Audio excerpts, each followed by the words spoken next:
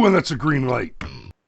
Win. This guy so much sack.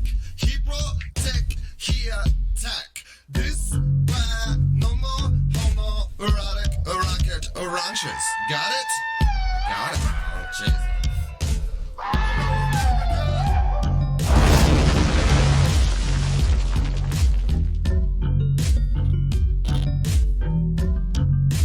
So much wang. Tomorrow, America.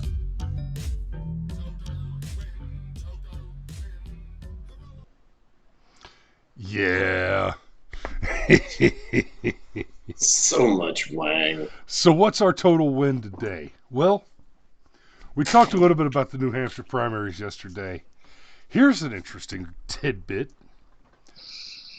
President Trump, the incumbent with no legitimate primaries, right? There are no actual competitors. Let's be very clear on this. Donald Trump took 129,000 votes. Bill Weld was a distant second with 13. Right? 13,000, not 13 votes. Joe Walsh had 823 votes, which is essentially 13. So, I mean, there's not a primary going on, and that's not uncommon. That is not unusual. When you've got the incumbent, you don't challenge the incumbent. It's foolish politically, really. Unless you're Ronald Reagan. Right. But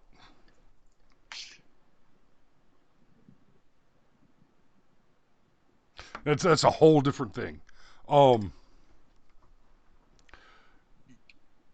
Doing the primary challenge to the incumbent. Ronald Reagan didn't primary an incumbent Republican.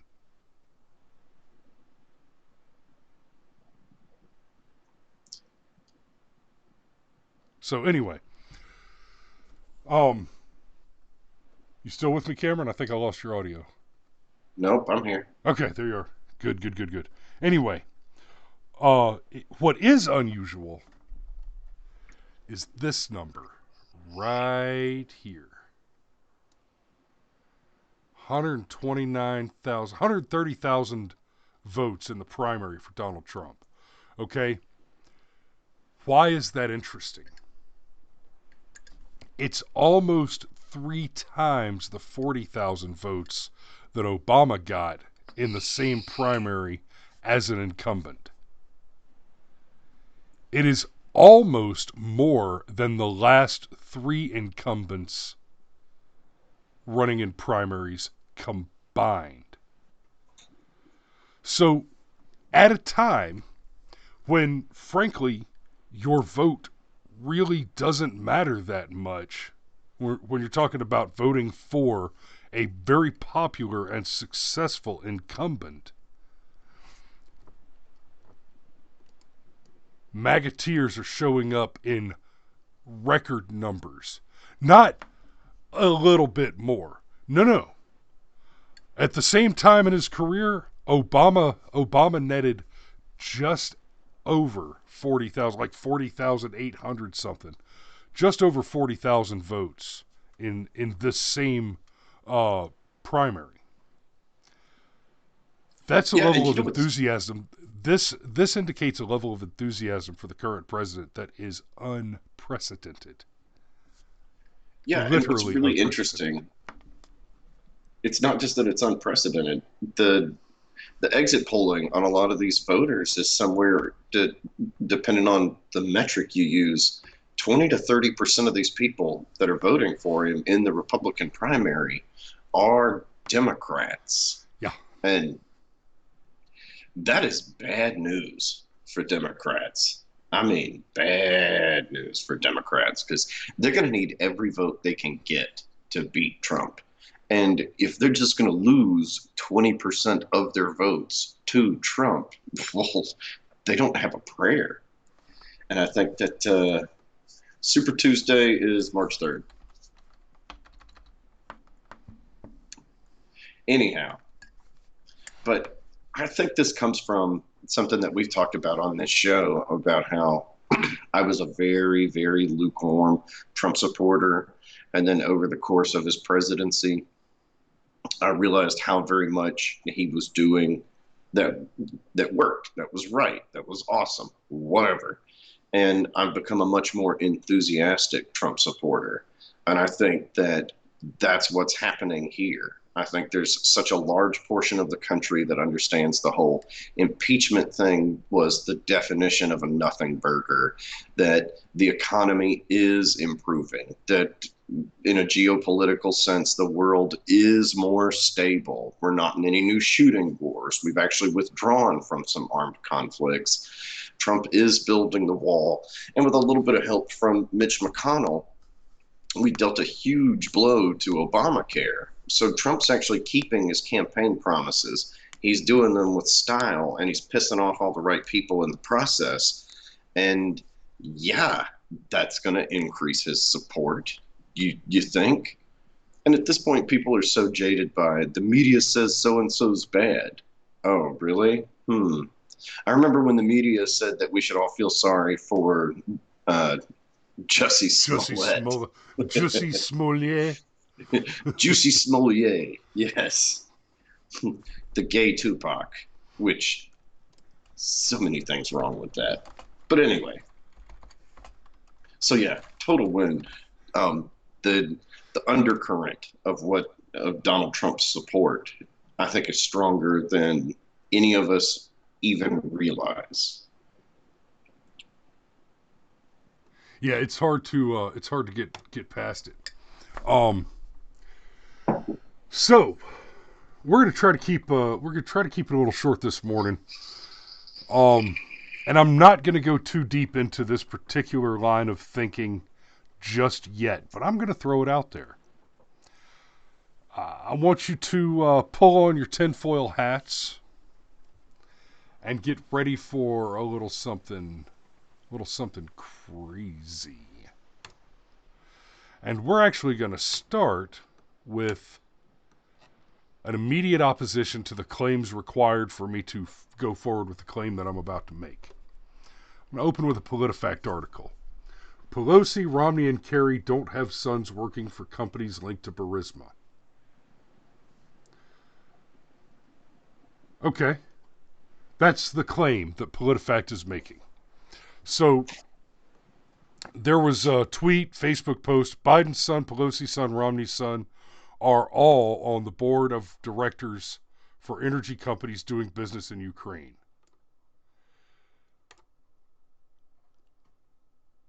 Now this says they're sons. And then the article goes on to explain. Reached out to Murphy, the source of the post, who is apparently involved with this trendingpolitics.com news site. Well, PolitiFact goes on to explain that claims about Pelosi's son are misleading. He once served on the board of an American energy company that dissolved and reformed in Singapore. Oh, wait. Oh? It's unclear to what extent the company has done business in the Ukraine. Oh, so the claim isn't false. Pelosi does have a son with an oil company that may or may not be doing business in the Ukraine.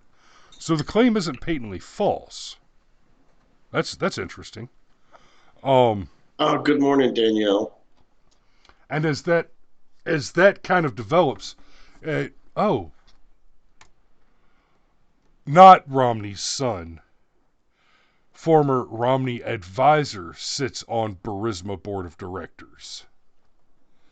Oh, well that's not a connection at all, is it? Huh. So we don't have to dig too much to see that the statement all three have sons working for Burisma is misleading, but not entirely false. All three have relationships. All three are connected to people working for foreign energy companies. And Hunter Biden. So you got Biden, who, let's remember, Biden's showing in these primaries has been, oh, look, he doesn't even come up. You have to expand it to get down to the people that he's beneath. Right? Biden's showing in these primaries has been abysmal. Yeah, I didn't think he would do well, but I'm honestly shocked at the level of free fall that he's in. And he shouldn't be. He left New Hampshire early. He did not go to Nevada. He went straight to South Carolina. I'm going to go ahead and say it. Joe Biden was never interested in becoming the president in 2020. I mean, he wanted to run for the office before, and that's been made very clear. But Joe Biden was very resistant to the idea of joining the campaign to begin with. And then when he did finally launch, something very interesting happened. Impeachment began to move forward on the claim that Trump's interest in investigating corruption in Ukraine was solely based on his interest in doing harm to Joe Biden. That the whole Ukrainian corruption investigation was predicated on the idea that he could do political harm to Joe Biden. But we have the tapes now. We have incontrovertible evidence that Donald Trump was pursuing investigations into Ukrainian corruption as it's connected to the Democrat National Committee, the National Party of the Democrats, at least 1 year before Biden announced his candidacy. Now, you can say that Trump was playing 4D chess and expected Biden to run and was starting to put pieces in place for that purpose, but I disagree. I think, given that so many of the major players, and let's not forget, Romney voted to convict. Romney, who has a clear connection and a clear interest in participating and protecting the corruption in the Ukraine as it relates to American politicians, voted to convict. He's the only Republican that broke party lines to vote for the impeachment. And that's just another nail in the coffin for me to screw on my tinfoil hat. And here it is. Joe Biden entered the presidential campaign precisely to create the narrative that investigating Ukrainian corruption was an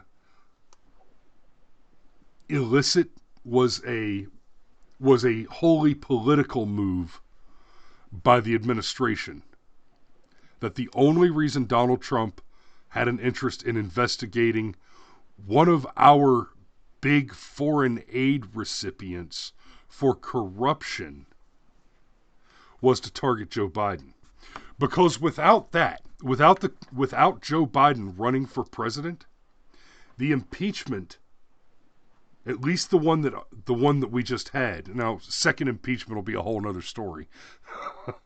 But the impeachment that just occurred and failed miserably was entirely a house of cards built on the fact that Joe Biden is running for president. And I'm saying this, Joe Biden never really ran for president. His campaign was entirely contrived to create the smokescreen to give cover to the Democrats in the House for the explicit purpose of pursuing impeachment, because they know they cannot win an election against this president. Their only hope of winning an election against this president was that Republicans would get complacent and not turn out in sufficient numbers, even though the majority of the country is in support of the president at present, and more importantly, the majority of the correct states with the where, cause they're not going to beat him in the Electoral College, because just like Hillary Clinton, the winner of this Democrat primary, the vast majority of their votes are going to come from sanctuary cities, and we're not allowed to ask the question, why can't we take a look at voter fraud in cities where you're in active defiance of the law, in open revolution, where the National Guard should be going in to shut down these hostile rogue governments, which are in active revolution against the United States government, who are actively harboring known criminals, and who are actively supporting these known criminals with the provision of